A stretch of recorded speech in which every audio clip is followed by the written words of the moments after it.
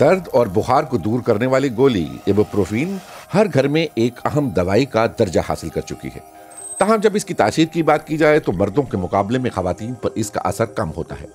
इस गोली के साइड इफेक्ट्स भी मुख्तलिफ होते हैं, यानी ये मर्दों को ज्यादा जज्बाती जबकि खवातीन को कम हसास बना सकती है। मर्दों और खवातीन में इस दवा के मुख्तलिफ रिएक्शन के बारे में पता चलाने में साइंस को देर क्यों हुई?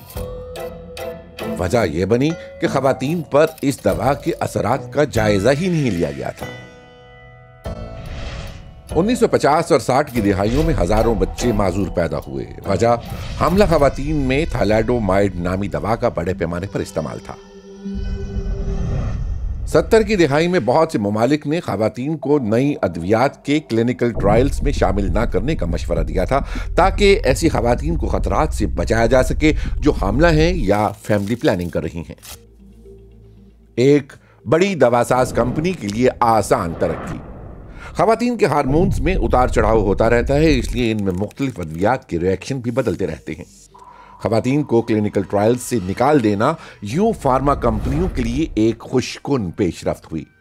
मर्दों में ये तब्दीलियां नहीं होती, इसलिए उन्हें रिसर्च में कोई मुश्किल नहीं रही। सन 2000 के अवाइल में यूरोपीय मेडिकल एजेंसी ने नई अद्वियात की टेस्टिंग में खवातीन को भी शामिल करने पर जोर दिया।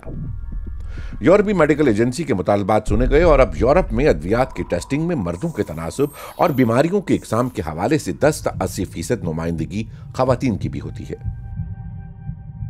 अद्वियात की टेस्टिंग अब एक सख्त मरहला बन चुका है।